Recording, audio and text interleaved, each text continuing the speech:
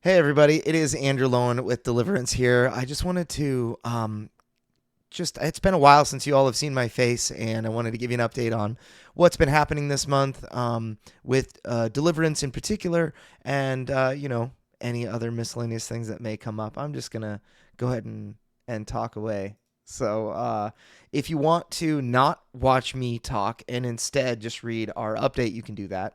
I may have new information for you in this video that's not in the update, or vice versa. So I definitely recommend reading, checking out both. First thing, where we're at in our project timeline, the uh, the most essential, what I call the critical path, the thing that will actually cause the project to delay if there's any delay on our critical path items. The first piece of the critical path was completed on time, which was all of the 3D files have been sent to the printer. So they currently have them. They're looking them over. They're reviewing them. I sent them last week, and so, or well, I guess earlier this week, depending on when I air the video. I sent them on the Wednesday before Thanksgiving. So all of those are in hand. They are working through the files to see, if there are any issues and whatnot. And that will begin. So I'll actually issue our first payment for those mold costs and sampling costs and whatnot. And those things take about 6 months on their own, maybe 5 months, something like that, because they have to actually get so the step one is they have to get the master mold. And what I'm talking about, by the way, is stuff like this. So they have to get the master mold finished. They have to send that to me. I have to approve it, and that's for each one of the miniature sculpts. We have 10 that are finished, 9 characters, but 10 miniature sculpts. Remember, because there are 2 alternate sculpts for Nezzy. And so each one of those they're going to send to me, and I'm going to give feedback. If a feather is out of place, if something looks like it's melted or whatever, I need to give them that feedback so that they can correct that. And when I approve the master sculpts, they will then move on to basically machining out these giant steel plates that connect together. And that's where all 10 miniatures are going to be, split into parts. And the in essence, PVC is what we're using. PVC plastic, very hard, very durable and strong PVC plastic, are going to be machined out.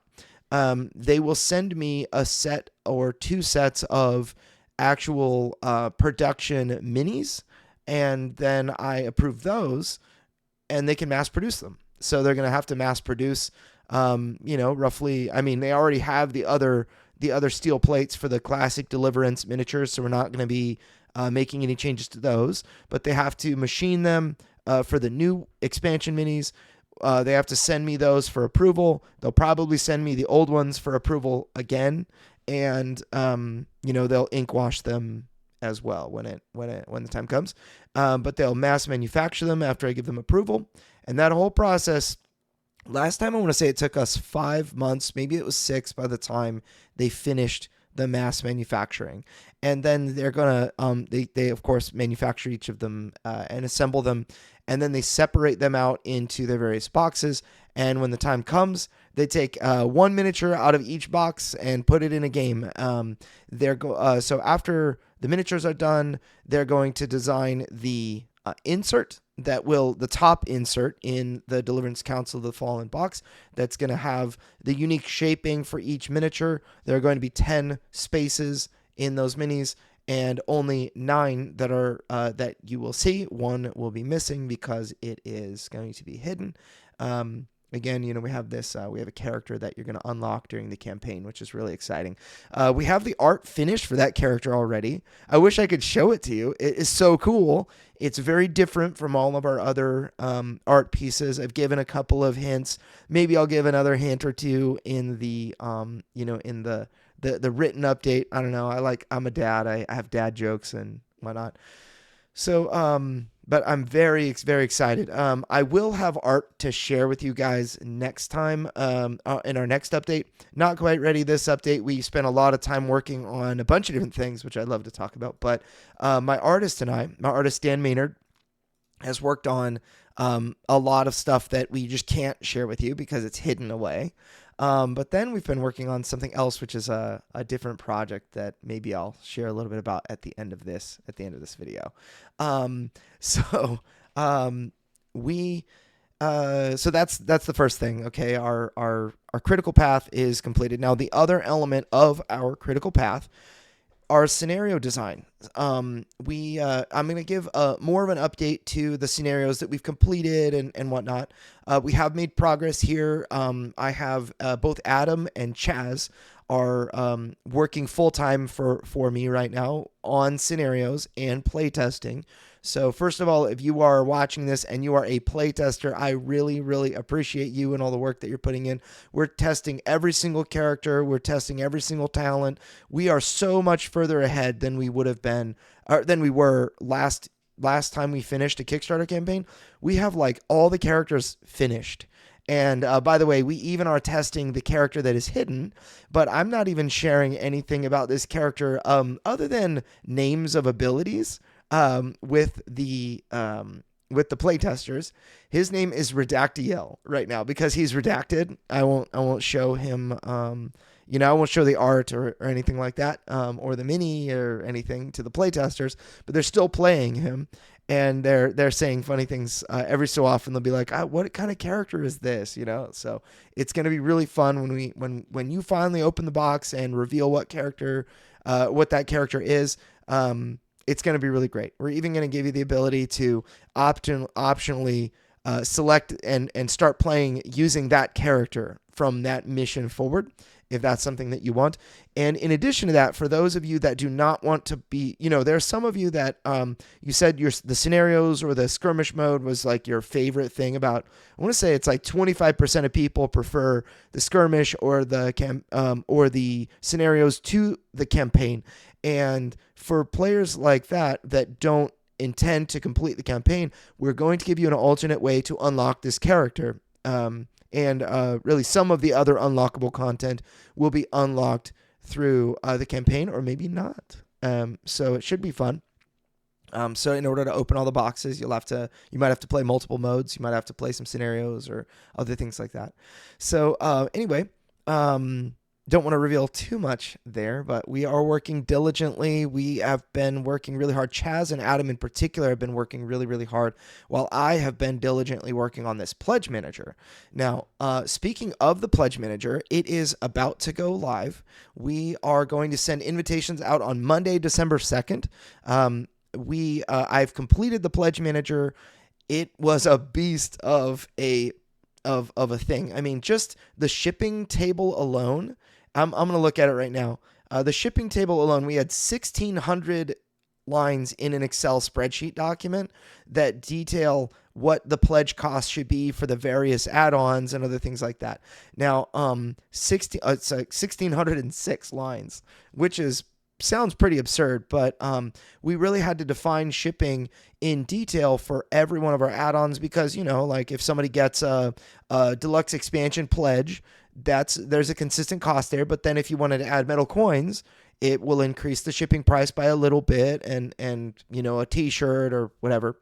And then so we had to make sure all of that was defined. We had to figure out, and I guess I could share kind of some of the shipping. So you should expect a little bit of a shipping bump if you are going to be adding products onto your pledge separate from the actual pledge level. So I'm going to give you there's a secret to this pledge manager, which is the cheapest shipping available is only available if you upgrade to a higher level pledge. So like, for example, if you have a gameplay bundle, a deluxe gameplay bundle, that shipping to the US is $14. Okay. And if you have an everything all in bundle, that is also $14. But if you were to get the deluxe gameplay bundle and then add in, let's say, a set of metal coins or the base game add-ons bundle, that base game add-ons or like the like we'll say like the everything add-ons bundle, that will cost you between $7 to $10 for shipping.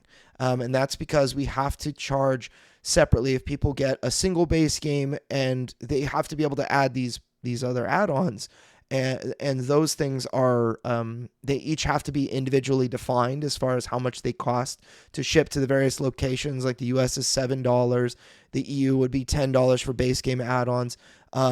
We've got various zones defined. Like for example, New Zealand is $15 to ship the base game add-ons, stuff like that. So the best way to get the cheapest checkout price is to actually adjust your pledge level. You can do that. I've set it up so that you can do that through the survey questions, but you can also do that through, just by amending your pledge level and whatnot. There's one other little secret for those of you that want to jump into the everything all in pledge, and we're planning on it. Make sure that you do it a particular way. You wanna find, in the very so when you receive your survey for the pledge manager, you want to it will say this is your pledge. I've imported all the data from Kickstarter. We have all of the pledges that you've made. It's that all of that you've paid and whatnot. And so you'll be able to see that information. And then you'll have a green button that says, would you like to upgrade your pledge or upgrade your pledge here? And so you can click that button and actually select a different pledge before you begin with the survey of, on the pledge manager. The everything now in the survey, let's just say I have a deluxe expansion and I wanted to upgrade to the everything new pledge. It's another roughly $40 to upgrade to everything new. I would be able to do that either in the survey questions or in that by pressing that green button. The one thing that the reason that you might want to press the green button instead of the survey questions is because is if you wanted to add everything all in. There's one thing that I had to change to the everything all in pledge for those that did not get it on Kickstarter. The survey questions will ask you for everything all in, a t-shirt, among other add-ons and awesome stuff. You get everything except for, I think one or two items, which are the Deliverance hoodie and the folded space big box insert. Those two we added during the Kickstarter campaign. So those are not included in the everything all in pledge tier. Now, one thing that is included is a t-shirt. If you decide to upgrade from a different pledge, let's say deluxe gameplay bundle or whatever, anything to that everything all in, my recommendation is make sure that you hit the green button before you begin the survey. Hit the green button that says upgrade pledge. Select the everything all in pledge, and then start the survey on the pledge manager. Again, all of this begins after I send invitations out. You get an invitation via email. I'll probably follow it up with a Kickstarter update letting you know that you're, to look forward to your pledge manager link via email. And then you press, you press the link in the email. It's going to direct you from there. You'll have when you click the right link and you log in and whatever, you've got it'll give you the ability to log in or create an account if you haven't done this before, and so that you can tie everything to you and put your right address in and that kind of thing. Now you'll have that green button that says upgrade to if you're planning on upgrading to everything all in, do it there, because I actually had to remove the t-shirt from the everything all in if you decided to upgrade to that in the survey. The only way that I can ask people, I would have to ask you what size and what style t-shirt do you want and other things like that. Now, if you were to get the everything all in upgraded and then begin the survey, the system will recognize that you have a t-shirt to pick, and it will ask you questions about what t-shirt do you want. So that's a very important thing to to consider. Otherwise, everything all in just straight up won't include a t-shirt for you. Now, anybody that has already, there are over 500 people that selected everything all in on Kickstarter. So this will, you're safe. There's no problem. But in order to get for anybody else that wants to upgrade, in order to get that free t-shirt, that's how you do it. All right, so lots and lots of things happening with the pledge manager. We have our retailer stuff I had to do. We've got so many things. I try to give people the ability to upgrade all the little things. If you wanted to add, if you back for $1 and you wanted to add the upgrade kit, you can do that in the pledge manager and other things like that. So so look out for those invitations. They're coming really soon. Again, we are going to bring that live on Monday. So one thing that I'm doing, it's a little bit of a personal aside. I was very focused until the end of the Kickstarter campaign, and then I took a break on purpose. I was like, all right, I'm going to take a mental break from Deliverance because I've been working so hard on that thing. For gosh, I mean, the last couple of years, just with, it's been on my mind like crazy. And so I know that there's great value in taking a mental break from something that I've been working so hard on, and then being very purposeful about when I'm going to return and work hard on it and that kind of thing. So we've been working on Deliverance this whole time, since the campaign concluded on October 18th. It's now going to be November 30th when this video hits. I'm recording it on the 29th, so just so you know. So I took a break from Deliverance development. I got my team started, so Dan Maynard's working on art. Chaz and Adam are working on game development. I am pitching in. We have weekly meetings and other things like that. Chip Cole's working for me on various graphic design things. And again, I had to make sure that, I'm liaisoning with the manufacturing team to make sure that those things are all moving forward. So when I'm saying take a mental break, I'm more talking about the design of Deliverance. So we have to design lots of scenarios and work on those and refine them, and all, lieutenants like bosses and things for the missions. The campaign we're working on, the story needs to be worked on, and other things like that. But I know that I'll be much more effective if I can have some time to let my subconscious work on that, rather than each day, hitting nose to the grindstone working on that stuff. So I took a little bit of a left turn and started working on another project that I have been, I've been really passionate about I've really tried to find a game like this on the market. But I posted a survey that was like our 2024 insider survey. We had 669 responses, ton of responses. And that is over 10% of our email list. That is, we had 3,400 total backers. So it represents nearly 20% of our Kickstarter backers. And so it's a huge percentage of people that I was able to survey to figure out all sorts of different things, like about you. I wanted to learn about you, and we asked all sorts of different things about what you thought about the game, what made you want to back the game, what for those that didn't back, why not, and other things, just to try to learn. And there was a question that I asked, which I believe I probably talked about once before, which was how important is it that we offer a deluxe version of our game? How important is it that the next game rather is deluxe? How important is it that we make a cooperative game? In fact, I could probably show you. Yeah, check this out. So Loan Games Future Projects. How important is it that we make the next game we make is cooperative? That you had blue is very, very important. That's almost 29% of people. Almost over 25% of people said it was important. So you add these two numbers together, and that's over half of you say it's important. Then the other half are neutral. It's not important, or I'd rather play competitive games. Now there's some bias here because obviously the only games that we made are cooperative.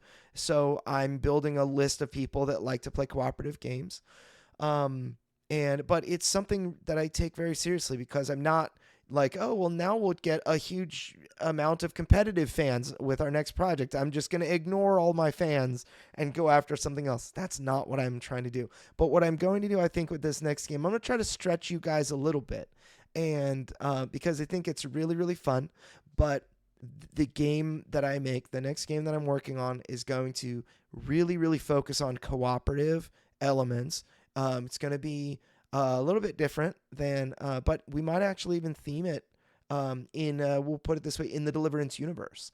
So should be a lot of fun. I am codenaming it Angelcraft. So it's codename Angelcraft.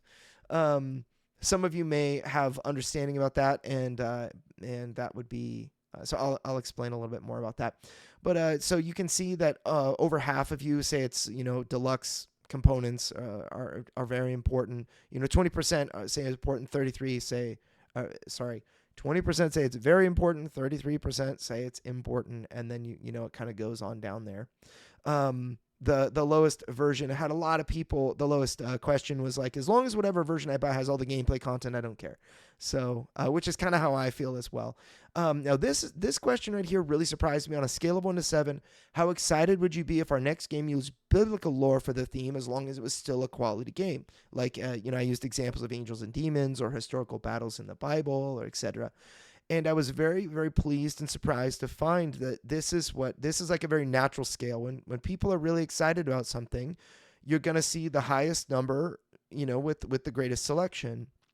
And then it should scale naturally on down. Now, if, let's say, 5 was, there were more people that voted 5 than 6, that would be an unnatural thing that would actually move the needle for me. And like, oh, maybe people don't want this, I think that a lot of people are even though Deliverance is such an awesome game, we have over 40% of the people that backed our campaign and that filled out this survey do not own a copy of the base game. So a huge percentage of people don't yet have maybe even a single experience with Deliverance, but they decided to take a chance and whatnot. And we dealt with this thing where it's like, I don't know, how can a Christian game truly be good? Like it's oftentimes people think it's preachy or whatever, that will be like that. But then when they have an actual experience with it, they're blown away and they're really happy and all of that.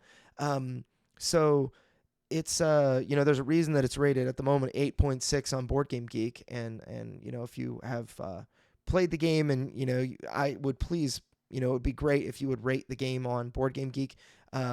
We've got like over 700 or almost 800 ratings, I think, now. But yeah, every rating is awesome, I think. So anyway, a lot of people think, or they're cautiously optimistic about biblical themed games from me, because we made the highest rated biblical themed game that exists right now on Board Game Geek. And so I think that over time we'll get more trust as a company, and people will be more excited about themes like this. So if we do a theme, and I'm not saying that every single game I make is going to use a biblical theme, but or every game I publish even, but it's something that not a lot of people are doing well. And so I just, I have another idea that uses a biblical theme. So there are other questions that we asked, like, would it be a turnoff if you got to play the bad guys? And for the most part, there's like, yes, I need to do some research. I wouldn't be turned off, but I'd only play as the good guys. Depends on if they're demons or fantasy bad guys. And then, other people say I want to play as demons in Deliverance. I don't care one way or the other. And so in general, what I'm gathering is like, you don't want to play as the demons. Which makes sense to me. It's either, we have a rather small swath of people that really do, but, we have the majority of our fans, it seems like rightly so, they don't want to play these demons. Okay, so which of these game descriptions are most exciting to you? And this is the last question that I was getting to, is almost half of you said. So we had these really two different ideas, and I failed to do I failed to ask add one thing to this, which was like, either of these games sound interesting to me. I said there was none of the games sound interesting, And then there was both of the games that sound interesting. I did not include both. So this could be skewed a little bit because the only option were if the 1 to 2 player game were different themed, I would be more excited or whatever. But let me show you the numbers here. So the first option was 1 to 2 players, 30 to 60 minute playtime, focused on pocket size solo, 1 to 2 player Deliverance battles. So you'd control one angel, you'd fight against one fallen prince, maybe one set of minions, as you in a way almost like escaped a dungeon and ended fighting a fallen prince.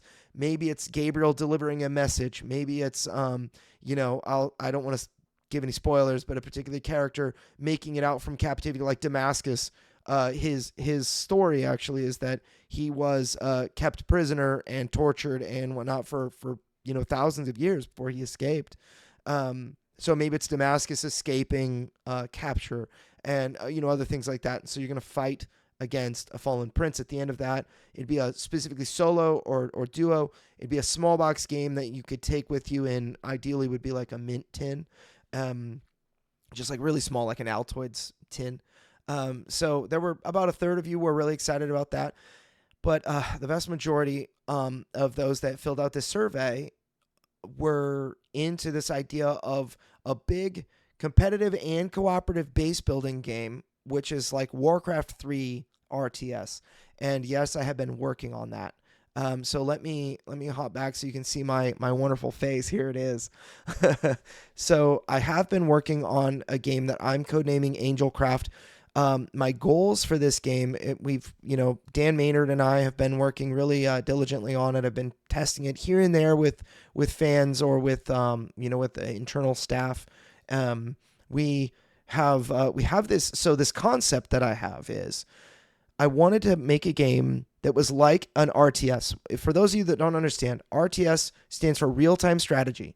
Real-time strategy would be like I start with a small base and a few number of worker units, and so do you, and we build our armies at the same time, and whichever one of us does a better job, ends up, the armies fight, and whichever one's bigger and better and whatnot is typically the winner. So real time in a video game, there are games like Warcraft, Warcraft 1, 2, and 3. You've got StarCraft 1 and 2, Command and Conquer, Total Annihilation, Age of Empires, lots of games like that that are real-time strategy. And one of the questions I get from players is like, how do you do that in a board game though? And for me, it's all about like what it feels like. And one of the things we can't do are, if somebody can click their mouse really, really fast in one of these games, you can do things faster. If somebody knows the game a lot better, you might be able to, mine resources faster and get more resources more quickly. That type of thing. I don't always want the best player to just dominate every single game. But at the same time, I want to reward clever play and whatnot. I just want to help new players come along quickly. So one of the problems with RTS genre games is that they are they really require, like if you were to turn them into a board game, they do exist. Games like Cloud Spire would be probably among my top tier games that I really enjoy in this genre. And the problem is that you really have to spend like 3 hours looking at your faction before you can know what a good move is. It's like, which, first unit should I make? I don't know. I mean, I've got to do some research. Like, what does this faction want to do? Do they like to build towers, or do they like to send big bruisery units out, or do they like to use ranged? How does my hero work, and all of that? So there's a significant learning curve in most of these games, as well as the video games. That's why one of the reasons why RTS games are very niche and hard to. None of them have really truly taken off. Very, very few of them, rather. You've got StarCraft and Warcraft. The Frozen Throne. Those games really took off. There are others that some people like, but it's kind of a hard game to get into. If you want to play competitively, people are just going to thrash you until you learn what you're doing. So what I thought was the type of game that I want to make would be a 60-minute playtime for 2 players. It would have. So let's talk about competitive first, then I can talk about cooperative and what I envision doing. So the kind of game is like instead of making buildings and saying, oh, okay, you make a barracks and the barracks makes Marines now. You can produce Marines and those are your basic fighting unit. I wanted to kind of flip it on its head and say, instead of having to memorize, okay, I have to make a barracks first before I can make a starport, which lets me make air units. Instead, why not just start with the units? Let's start with interesting units. So I wanted to use the Deliverance talent system as almost like your character that you play and the talents that you have access to will customize the units that you get in a way that no one else can. So, like if Michael is fighting against Shula, for example, Michael is going to make him big, strong, and highly mobile when it comes to combat.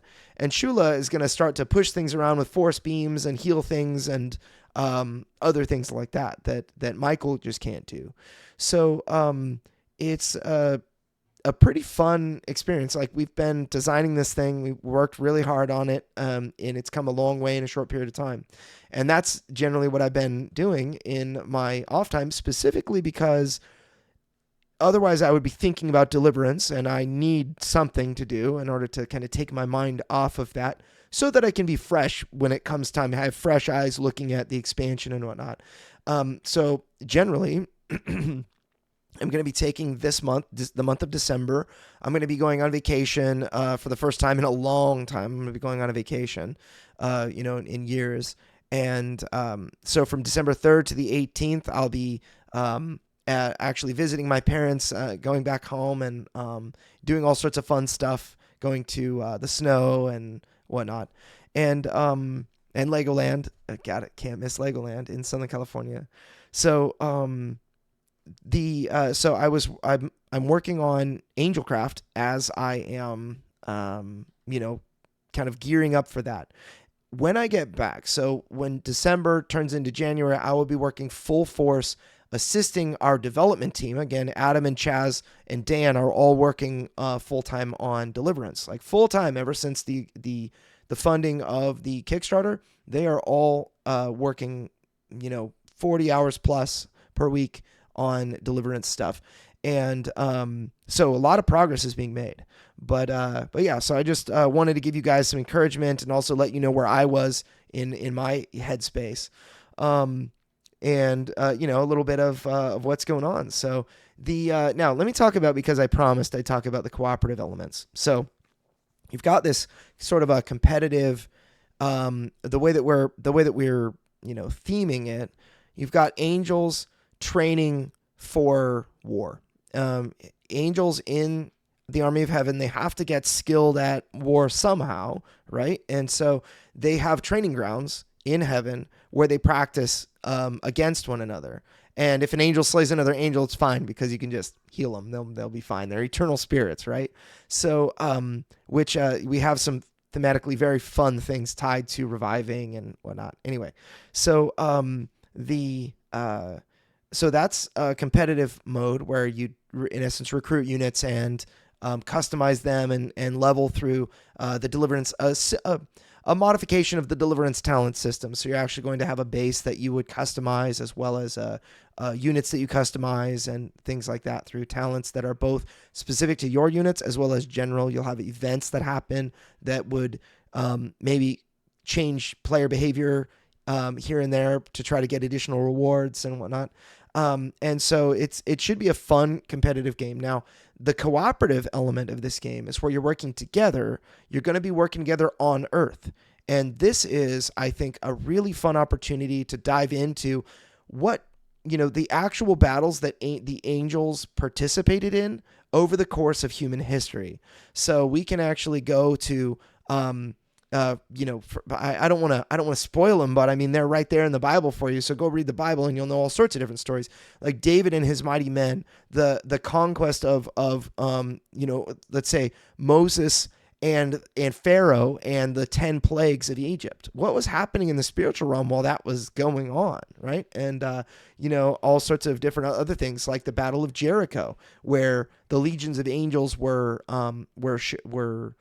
involved with the Battle of Jericho. We've got stories about Elijah and how legions of angels were surrounding him. And it's like, what are all these things that happen. Like you've got the beginning of time where there were battles, and the Nephilim which were created, and the Tower of Babel and whatnot. And we can go visit stories like that on Earth. And so that's kind of something that we wanted to explore a little bit in the cooperative mode. And the co-op mode, you're all working together. You gain resources. We like the system that you in Deliverance of, me defeating something, giving experience to our group is something that is really, really important. But we still haven't figured out the way that we're going to do experience. But I think that if some people want to be defensive and others want to be offensive and, on the attack, I really enjoy in Deliverance how, player personalities can be like that. So if you're playing cooperative, let's say you have 3 players, you can play Angelcraft cooperatively against a horde of demons, in particular, we'll say scenarios that are described in the Bible. It should be a lot of fun. So we have simultaneous play in cooperative. So all the players act at the same time, then all the hordes act at the same time, so that the play is really snappy and fast. And then in the competitive mode, this is actually how it becomes RTS, like real-time strategy. Is like I do one action. So using the Deliverance analogy, I do one action, and then I can apply also a free action, maybe if I have one available, but I don't have to. But I do one action, and then it's your turn to do one action. And then it goes back and forth like that. It's really quick. In fact, some of our players are like, oh, I didn't realize it was so fast. I've just been waiting here thinking about what I want to do, but I didn't realize it's my turn already. So you go back and forth using actions until all units have acted, and then you refresh the action tokens, gain some resources. You go to a market phase, which you can like buy things, upgrade things, customize your units and your base and whatnot, and then do it again. So it's just really fun, fast, back and forth, and very entertaining. Sometimes, and combat is, once again, like I hate dice-based combat where, you swing really hard with your best attack and you just miss because the dice were bad. It's like, man, this is no fun. Well, in this Angelcraft system, the combat is deterministic. So if you deal 2 damage to something, you punch something for 2, you actually deal 2. There's no missing or anything like that. There are ways to throw monkey wrenches in, which I won't reveal yet. But yeah, so it's pretty quick and super fun. We have yet to start on the art for the game or anything, but we again, Dan, who will probably be the one doing the art for that one, is totally focused right now on Deliverance. He has a lot of stuff to do, but the game development and the graphic design and other things like that, just trying to figure out how it should look, that's really what we need to focus on. And so anyway, hope you guys enjoyed this little preview of what we're working on. Eventually we'll give you the opportunity, I'll share more about it in updates and whatnot, but just if you guys are interested, we'll have an email list that you can jump on that's specific to that game. And I don't want to always spam everybody that's interested in Deliverance about the other things we make. Eventually, who knows? We'll make lots of games, and you might not want to hear about every single one of them. But my hope is that just as a company, I want to be the type of company that is trusted with whatever it is that I make.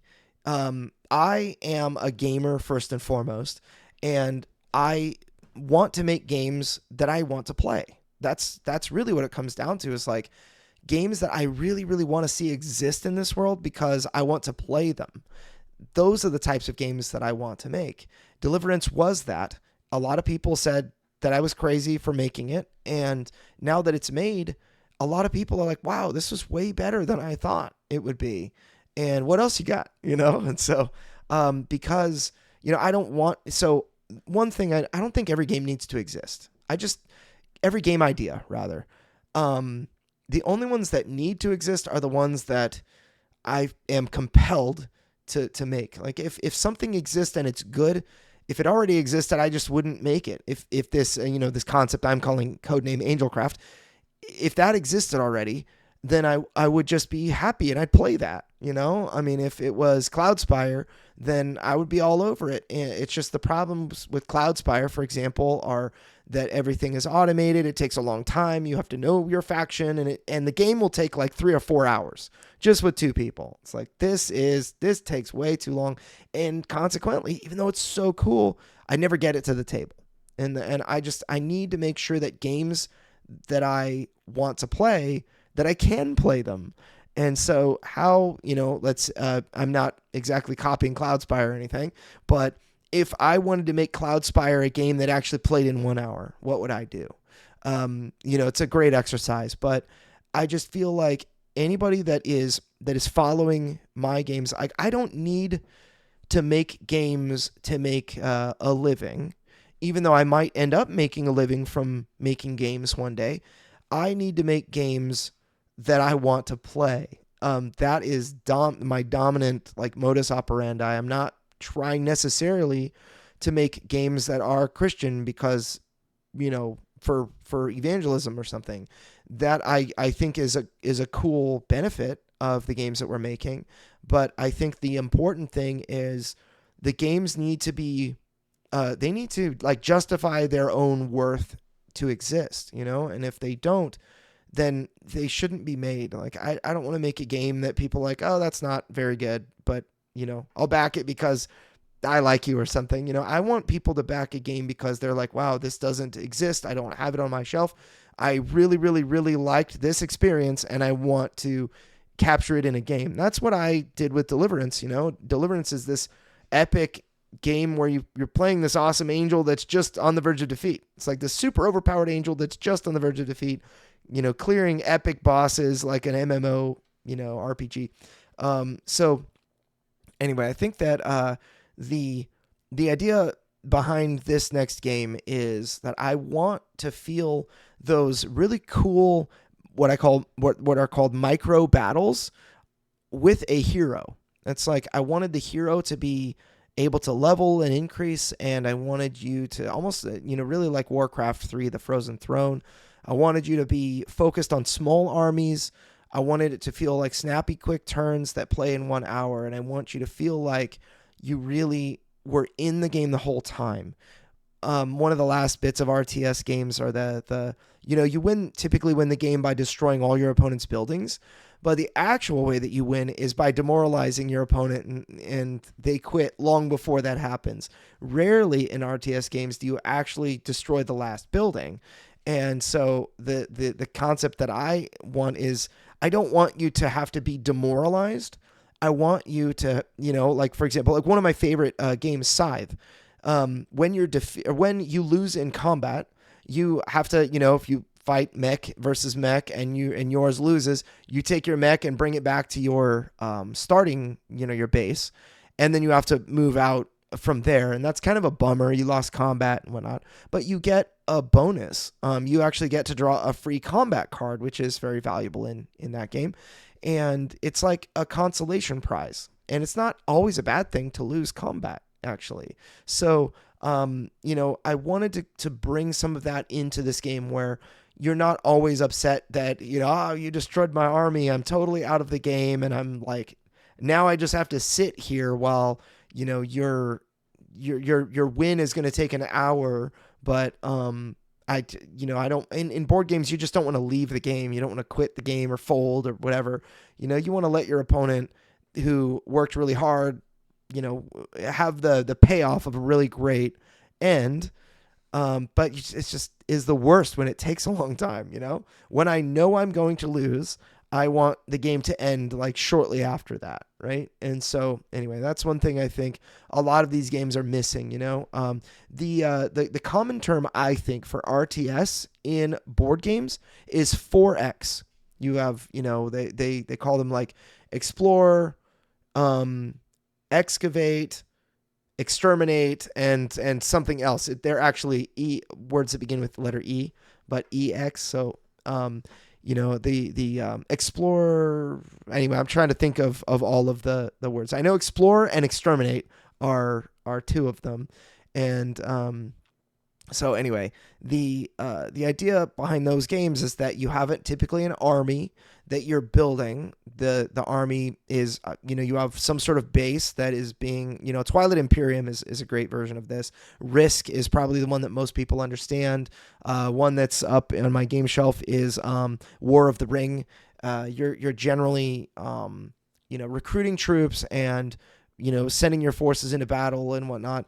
And so I think an RTS is been kind of implemented like in a 4X game, but I just don't feel like 4X captures the true spirit of what I'm trying to do, and so I don't think I can call my games that I'm developing Angelcraft a 4X. It's just an RTS is what it is. So for those of you that are really excited for that, and I'm excited too.